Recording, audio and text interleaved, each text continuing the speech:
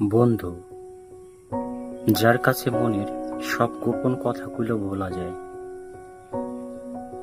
যার কাছে নিজের কথাগুলো বললে নিজের মনের দুঃখগুলো ভোলা যায়, যাকে দেখলে মনে হয় আমি মুক্ত স্বাধীন, আমি কোনো বন্ধনে আবদ্ধ নই, যার সাথে ঘুরতে গেলে মনের ভিতরে এক সদানন্দ ভাবের সৃষ্টি হয়, যার বুকের সাথে বুক মিলালে মনে হয় জগতের সবচেয়ে সুখী মানুষ আমি, সেই তো বন্ধু।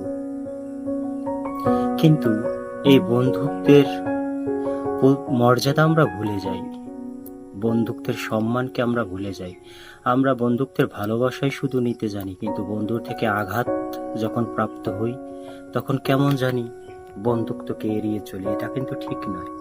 মওলা আলী কারামাল্লাহু বলেছেন, যদি তুমি কারোর সাথে বন্ধুত্ব করতে চাও তবে হৃদয়ের মাঝে একটি কবর খুঁড়ে নাও, কারণ তার খারাপ গুণগুলোকে তারই অজান্তে তুমি দাফন করে দিবে তোমার হৃদয়ে।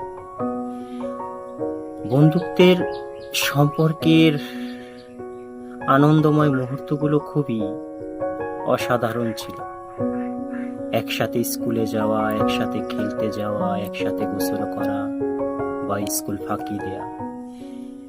একটি ছেলে যখন প্রেম করে জানতে পারে তার প্রেমিকার বিয়ে হয়ে যাচ্ছে, তখন সে খুব কাঁদে। তখন তার বন্ধু এসে যখন জিজ্ঞেস করে, বলতো কি হয়েছে তোর, কাঁদিস কেন তুই? তখন সে আরো কাঁদে। তখন সে বলে, বল শালা, বলতেছি কি হয়েছে তোর, আমাকে বল।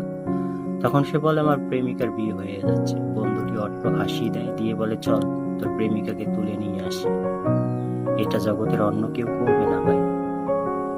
আপনি হয়তো মন খারাপ করে বসে আছেন, তারা সবাই পিকনিক করতেছে, আপনাকে বলতেছে পিকনিক হবে আগামীকাল।